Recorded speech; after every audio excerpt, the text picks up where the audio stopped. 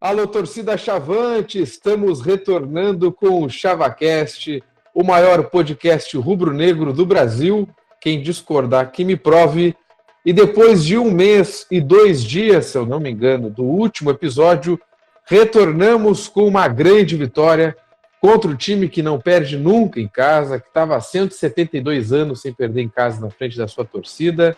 Mas Leandro Camilo, Camigol, o zagueiro artilheiro, o xerife, o cara que não sorri, ele nos marcou 2 gols e saímos com 3 pontos essenciais. Estamos a 6 pontos do G4 e também do Z4.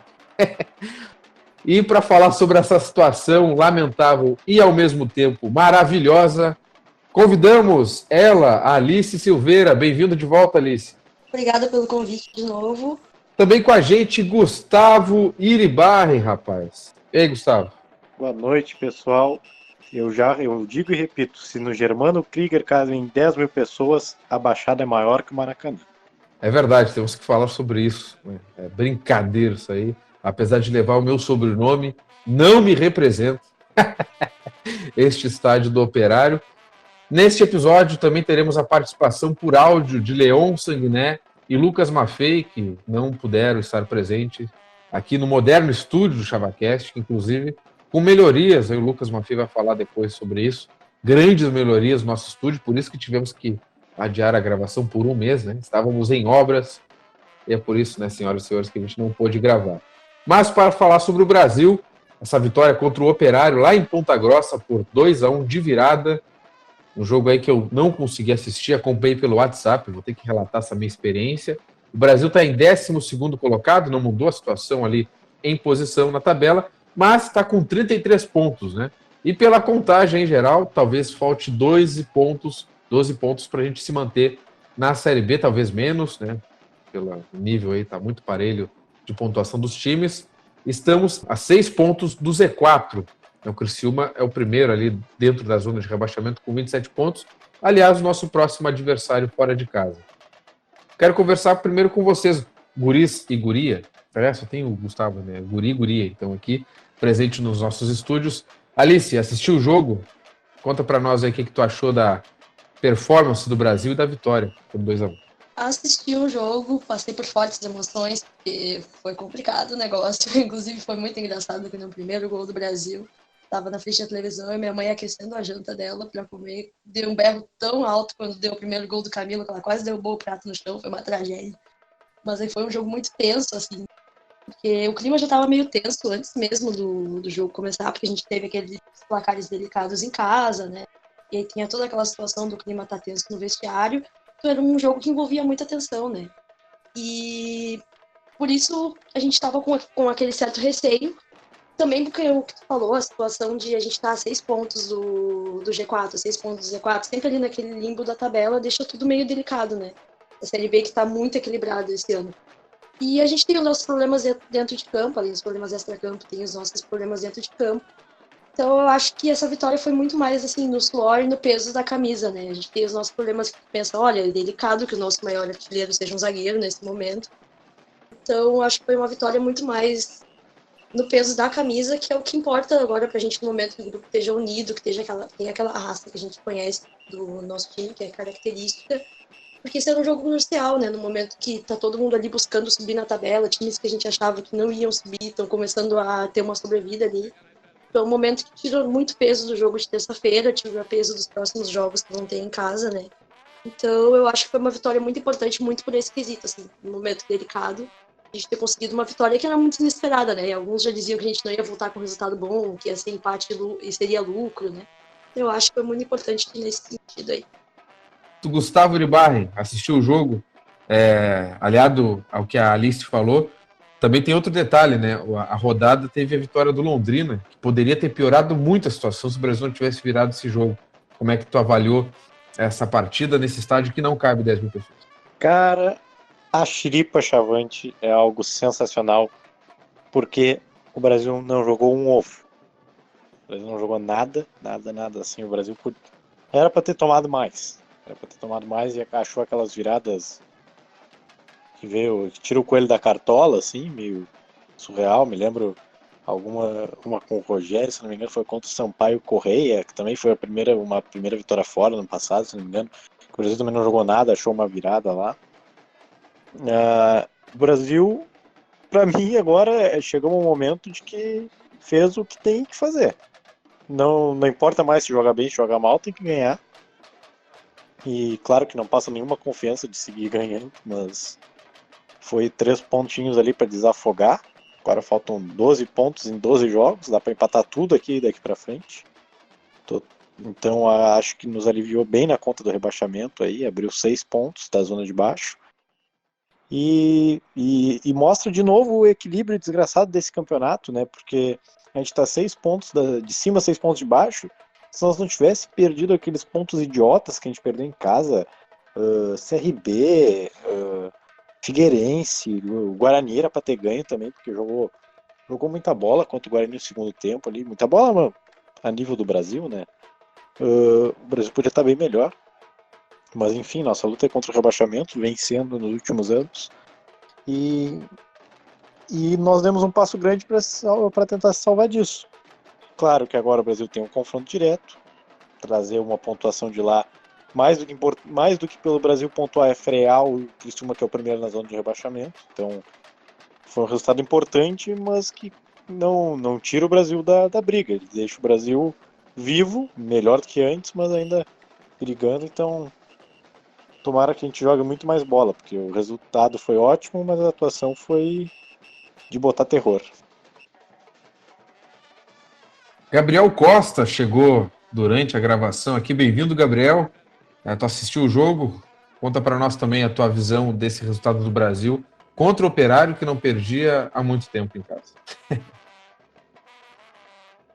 Boa noite, bom estar falando com vocês. Bom, primeiramente estou feliz em voltar para o ChavaCast, né? Alguns episódios que eu não participava. E aquele velho ditado do jogo só termina quando acaba. Acho que foi uma vitória linda de alguma forma, né? No melhor estilo Brasil, me lembrou alguns jogos da era Zimmermann, até que naquele estilo a gente não joga nada o jogo inteiro, a gente só pecou principalmente na parte defensiva. A posse de bola foi... Não vi os dados, né? Acredito que quase 70% pro Operário, porque, bom, fazendo o papel deles, né? Eles eram um time que jogava em casa, era um time invicto há muitas rodadas em casa. E naquele melhor estilo Brasil a gente foi lá e buscou, de alguma forma, a vitória. E eu vi um tweet do Jonathan que eu acho que é o que ressalta mais essa vitória. Um gol que traduz uma luta que não vai ao campo, feito por gente que tá do Bento Freitas. E a gente sabe que é uma luta que não vai ao campo mesmo, porque por todos os problemas que a gente passa em questão de salário, questão de jogadores se reunindo para ver toda essa situação. E eu inclusive falei que time de bunda mole, mas é uma situação muito, muito complicada. Ninguém trabalha de graça, né? Mas eu nunca duvidei dos jogadores, na verdade. Eu não achei que eles estavam tendo corpo mole, como alguns citam. Acho que o time falta qualidade realmente, mas é a hora de apoiar, não. É o time que a gente tem, é quem tá lutando pelas nossas cores e no mais é isso. E como o Leon disse, ou vai dizer, não sei, depende da hora de gravação, é um time imprevisível. Ganhou do Operário e não dá pra gente saber o que a gente vai esperar na próxima rodada. Então, é aquela vitória suada, mas nada definido ainda. É isso, né? O Gabriel trouxe um assunto importante que a gente pode abordar agora já, sobre os atrasos salariais do Brasil e como vocês enxergam os jogadores, como é que eles estão lidando isso, se vocês concordam com a lei do silêncio, por exemplo, das entrevistas, das não entrevistas, e também se vocês acham que havia algum corpo mole, alguma evidência de corpo mole dentro das partidas. Já que eu comecei com a Alice no primeiro bloco. Gustavo, o que tu avalia disso? Cara, é complicado falar em corpo mole, assim. Eu acho que sim, é uma situação que reflete demais no desempenho em campo. Isso aí, a gente não pode dizer que o jogador está fazendo corpo mole, porque senão era melhor nem entrar em campo. Mas claro que isso é uma situação que, né, traz uma anemia para a atuação do atleta. É muito complicado, isso é uma situação que o clube tem que corrigir o mais rápido possível, é um absurdo.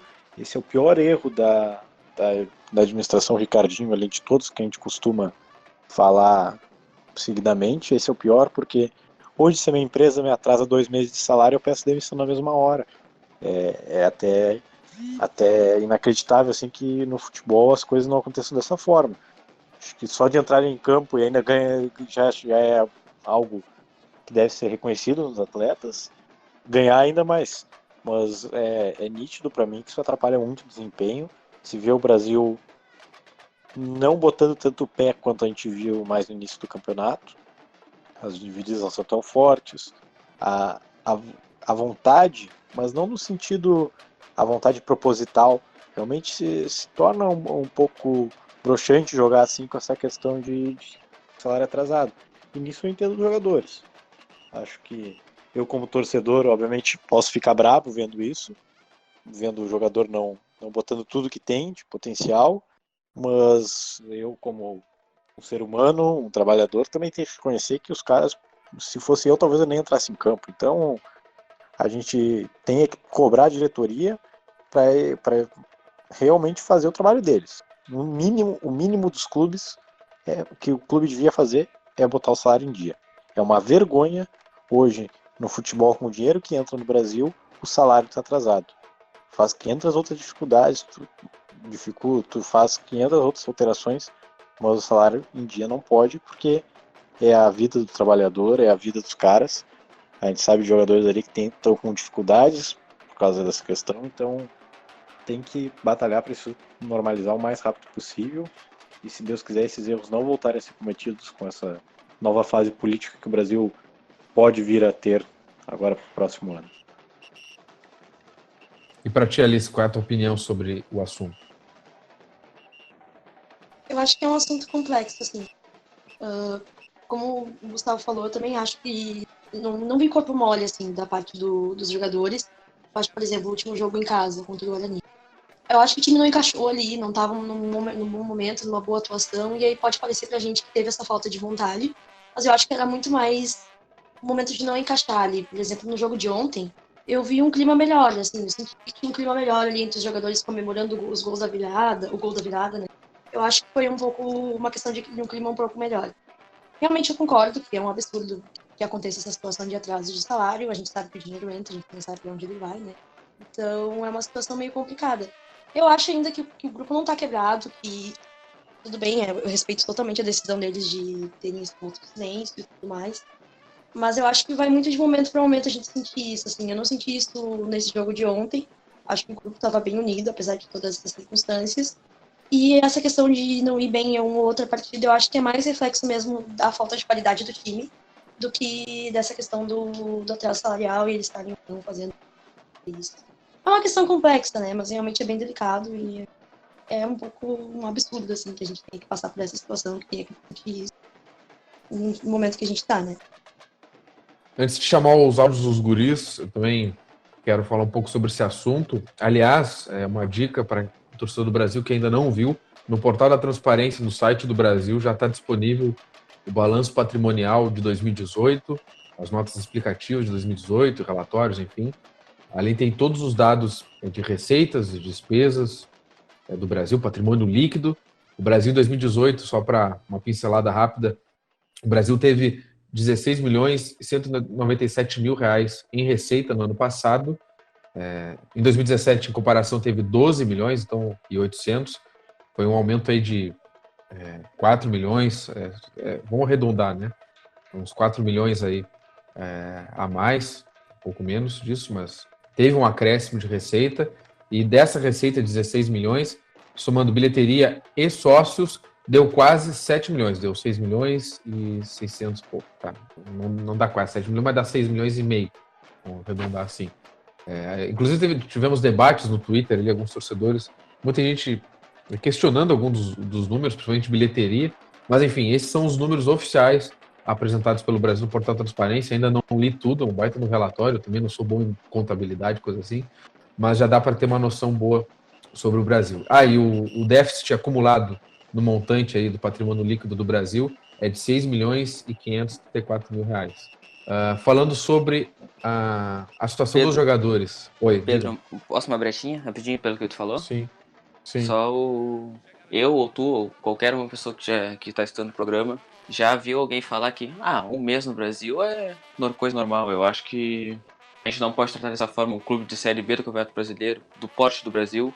Eu considero o Brasil um clube grande. Não pode achar normal um mês de salário atrasado e viver uma gestão inteira assim. E pelo que tu falou sobre os dados patrimoniais, também acho também acho vergonhoso o presidente do clube sempre colocar a culpa na torcida do clube não ter dinheiro. E o próprio clube divulgar um balanço patrimonial em que mostra que a torcida é o maior patrocinador do clube.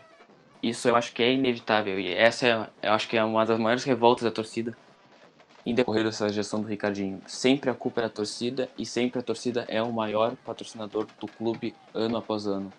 É uma vergonha o presidente do clube chegar em rádio, televisão e sempre a culpa é da torcida do clube não ter dinheiro. Os dados que o próprio clube divulga são contra o que ele fala. Mas voltando ao raciocínio sobre os jogadores, eu sinceramente não vi corpo mole, mas impacta no jogador o salário atrasado. É só a gente se colocar no lugar, ou até mesmo quando a gente não se sente valorizado na empresa, a gente vê, por exemplo, que está dando tudo de si e não está recebendo algum retorno, desmotiva, né? A pessoa trabalha de uma forma diferente e no campo que tem pressão por resultado, o clube numa situação difícil e aí tu não ter o salário em dia. Eu fico pensando muito no Bolívar, por exemplo, que é o atual treinador do Brasil, como é que ele vai cobrar os caras no treinamento, como é que tu vai dar um xingão, exigir que o cara chegue mais forte, ou enfim, cumpra aquilo que foi treinado, e o cara não tá em dia. É difícil, né? É difícil exigir algo quando tu não tá dando a contrapartida, né? É muito dever e pouco direito. Então, sinceramente, eu não vi corpo mole, tanto que o Brasil, apesar de não estar apresentando um grande futebol, contra o Guarani conseguiu chegar ao resultado, nos foi tirado pela arbitragem, mas enfim, chegou ao gol que nos daria a vitória. Agora, contra o Operário, eu não assisti o jogo, tá? Mas baseado nos relatos, foi um jogo muito feio, principalmente no primeiro tempo, mas o Brasil chegou lá e fez o resultado e comemorou muito. Inclusive, eu gostei muito de ver os jogadores abraçando o Bolívar. Se tem uma coisa que eu tenho medo de jogador de vestiário rachado, isso eu tenho muito medo. A gente tá vendo aí o Cruzeiro, que aconteceu com o Rogério Ceni. Então, só de o grupo tá unido, fechado com o Bolívar, que é o que interessa, que é o comandante desse grupo, já me dá um alívio gigante, né, nessa parte. E sobre a vitória, acho que o Operário também teve um pouco de salto alto, viu que o jogo estava bem fácil no primeiro tempo, viu que poderia, de repente, fazer o segundo gol a qualquer instante, com facilidade, e menosprezou um pouco o time do Brasil, que conseguiu, com a bola parada, chegar aos 2 gols da vitória, que não foram de cabeça, foram com os pés de Leandro Camilo. Terceiro gol dele na Série B, e também, né, o outro gol dele contra o Botafogo também foi com os pés. O Camilo, que tem 13 gols, segundo os meus cálculos, tá? Olhando o gol e tal, tem 13 gols com a camisa do Brasil. Ele que chegou, até fui pegar a data, ele chegou no dia 25 de abril de 2015 na Baixada, tem 13 gols com a nossa camisa, melhor que muito atacante que passou por aqui. E é uma vitória muito importante, nos dá um alívio bastante grande, né? Dá uma confiança aí de que a gente vai conseguir se manter na Série B, apesar de que ainda falta chão, mas nos deu uma confiança. A gente tem um adversário direto, que é o Criciúma. Qualquer empate maravilhoso fora de casa nos dá ainda mais tranquilidade. Como disse o Gustavo, com muita assertividade, melhor do que pontuar em si é frear o Criciúma, por ser um adversário direto, e mantê-lo ali na zona de rebaixamento. Espero agora conseguir assistir o jogo contra o Criciúma, mas eu quero ressaltar, ali olhando os lances, o cruzamento do Pereira no segundo gol, é aquele cruzamento que deixa o goleiro em maus lençóis, né? O goleiro teve que espalmar, porque aquela bola que quica antes de chegar nele, ninguém conseguiu também intervir ali da zaga do Operário. É uma cobrança muito venenosa que ela foi metade do gol, você pode ter certeza disso. Então, eu fico muito feliz de ver o Pereira voltando e conseguindo ajudar já numa cobrança de falta, que faz muita falta, né, para nós, porque escanteio, enfim, bola parada, eu sou fã. Guris, também temos que parabenizar, né, antes que eu me esqueça, o time sub-17 do Brasil, a gurizada que eliminou o Progresso, com muita presença da torcida Chavante, uma foto maravilhosa aí do Issarriaga na página do Brasil, a gurizada comemorando. O Brasil está na final do Gauchão Sub-17. Torcer por esse título, que mais importante do que o título em si, o Brasil está tomando essa liderança aqui na nossa região. É claro que o Brasil não tinha vencido o Progresso ainda nas fases anteriores, mas chegou na hora da verdade, né, na hora da onça beber água, o Brasil foi lá e conseguiu a vaga para a final. Eu acho isso muito importante, porque o Progresso tem um trabalho louvável há muito tempo, mas o Brasil, com o seu peso de clube profissional, com o seu peso de história, começa a se estruturar, e aí no momento que o Brasil conseguir estruturar bem a base, aí não tem para ninguém, a gente vai monopolizar toda a região sul aqui, tenho fé nisso, e a gente vai conseguir revelar grandes jogadores para o nosso elenco. Temos o áudio de Leon Sanguiné, que opinou aí sobre a partida Brasil 2, Operário 1. Olá pessoal que está ouvindo o ChavaCast, estamos de volta, assim como estão de volta as vitórias do Brasil.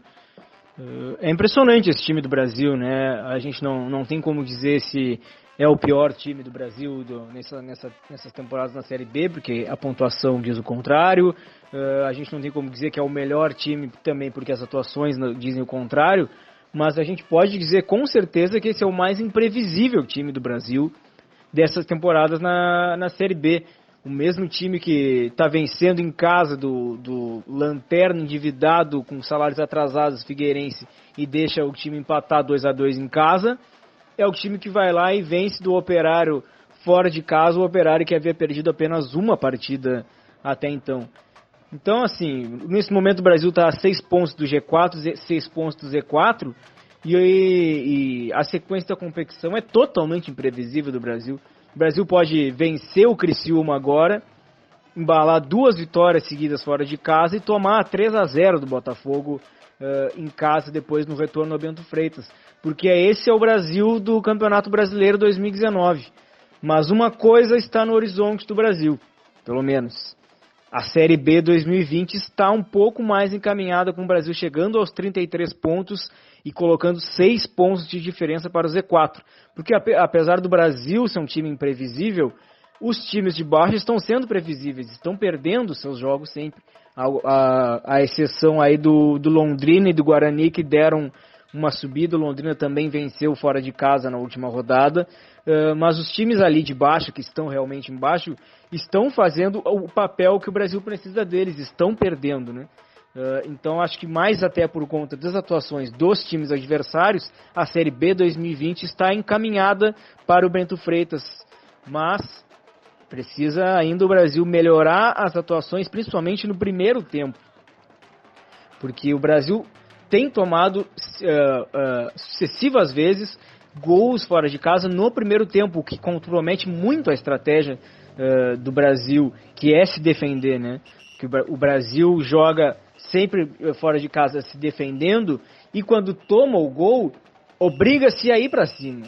E quando o time adversário termina ali o primeiro tempo sem fazer o gol, aí o segundo tempo é pressão, é torcida em cima, é necessidade do resultado, e o Brasil pode se beneficiar disso. E o Brasil não tem conseguido se beneficiar disso por conta de sempre levar o gol ainda no primeiro tempo. Então acho que esse é um ponto para o Brasil melhorar e, claro, óbvio, melhorar as atuações dentro de casa. O Brasil não pode ficar dois jogos sem vencer, principalmente contra adversários como Figueirense e Guarani, que são adversários que o Guarani venceu fora de casa, né? E o Figueirense é o Figueirense do atual momento. Então é isso. O Brasil tem muito ainda o que melhorar, mas o Brasil melhorou. E eu vejo o Brasil na Série B 2020, mas precisa ainda jogar mais para que a gente não seja surpreendido negativamente por esse time do Brasil que adora nos surpreender. Até mais, obrigado aí, valeu galera. Obrigado, Leon. Direto de Taquara, Lucas Maffei, que assistiu pouco do jogo, hein? Diga-se de passagem, também comentou sobre essa grande vitória chavante. Fala, gurizada do ChavaCast. Eu tava com saudade de vocês, hein? Tava com saudade de ganhar também. Que saudade que eu tava. Hoje, infelizmente, não pude me fazer presente nos modernos estúdios do ChavaCast. Fiquei sabendo também que hoje é o dia de inaugurar a obra que nós estávamos fazendo, né?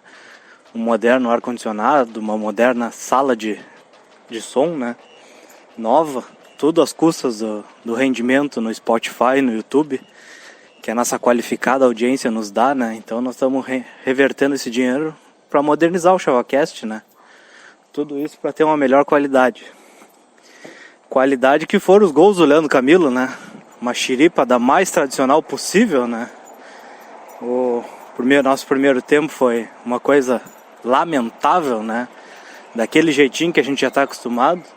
Do Carlos Eduardo nos salvando até onde dá. Do atacante do Operário abrindo um espaço dentro da área. Até que ele foi, ciscou, puxou para um lado, puxou para o outro, achou uma brechinha e meteu no canto.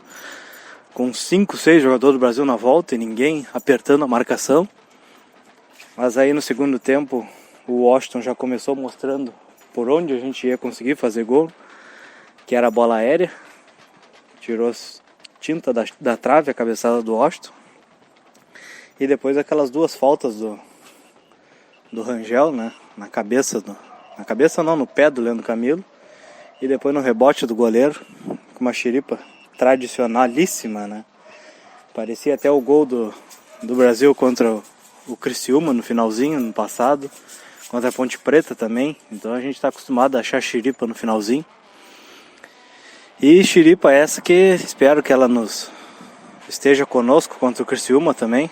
Porque vamos ter que somar um pontinho pelo menos para buscar aquele ponto contra o Criciúma que a gente deixou de ganhar em casa, que ainda faz falta, né? Contra o Criciúma, não, contra o Figueirense, ainda faz falta aquele ponto, aquele golzinho no final, que ali a xiripa nos abandonou e foi para o adversário. Mas é isso aí, vamos. Agora as coisas parece que se clarearam novamente, vamos ver até quando elas vão ficar claras desse jeito, uma coisa fácil de fugir da Série C, mas o Brasil adora se complicar, então vamos lá. Obrigado, Lucas. Garante o nosso iogurte Piá, hein? Patrocina nós. Antes que eu esqueça, eu ia comentar sobre isso e deixei em branco. Eu acompanhei a partida pelo WhatsApp e é uma coisa inacreditável. Quem acompanha também pelo WhatsApp vai concordar comigo. No primeiro momento é pessimismo total. O Brasil leva o gol. Como é que a gente vai ganhar esse jogo? Todo mundo sabia que a gente ia perder. E aí do nada a gente pata. Vamos ganhar, vamos subir, Série A. E aí com a virada, então, a gurizada fica enlouquecida, já quer renovar com todo mundo. Torcedor do Brasil no WhatsApp é uma coisa inacreditável, é muito engraçado acompanhar as mudanças de humor nos grupos, né? E são vários grupos que a torcida acompanha. Não sei se vocês acompanharam também, guris. Alice, tu que também tá em grupos movimentados do Brasil, é engraçado, velho. É engraçado mesmo, a gente vai da Série C pra Série A em poucos minutos. Mas é que o jogo de ontem foi muito isso, né? O primeiro tempo uma cara e o segundo outro totalmente diferente. Isso reflete ali, né? Reflete na torcida. Futebol é assim, né? Eu lembro que já tinha gente dizendo, não, pro Camilo não dá mais, chega, tem que tirar do time. Depois já tinha virado Deus Milo, né? Não tem. É bem assim, né? Se empolga, não tem jeito. Já vai empolgando um, já vai empolgando o outro, com uma corrente ali. Mas é bem isso. Eu era uma das que já tava pensando no pior, assim, já tava imaginando Série C ano que vem. Aí depois do resultado, só correr pra lá. Alice, rapidinho então, sem palpites, que palpite da zica aqui no ChavaCast. Contra o Criciúma, tu acha que a gente consegue pontuar lá? Eu acho que esse jogo de terça-feira dependia muito do jogo de ontem. Eu acho que o clima é outro, assim, com o que a gente conquistou ontem. Se tivesse um resultado mais, né, aquela coisa delicada que foi em casa, seria outro panorama. Então eu acho que dá pra dizer agora, dessa vez principalmente, que se a gente voltar de lá com um empate é lucro, porque é uma briga direta, né? Briga direta aí é sempre complicado. O time deles não é tão bobo assim, né? Então eu acho que é complicado. Mas como tu falou até, que eu achei bem interessante, que eu ia comentar, eu gostei muito das alterações, principalmente do Pereira, que tu comentou. Como ele ficou muito tempo fora, né? E já voltou num ritmo bom, né? Já voltou ajudando muito o time. Então eu acho isso, que a gente pode conquistar um resultado bom, principalmente agora que vamos mais calmos, né? Vamos mais calmos pro jogo de terça-feira, depois desse bom resultado que a gente conquistou lá contra o Operário.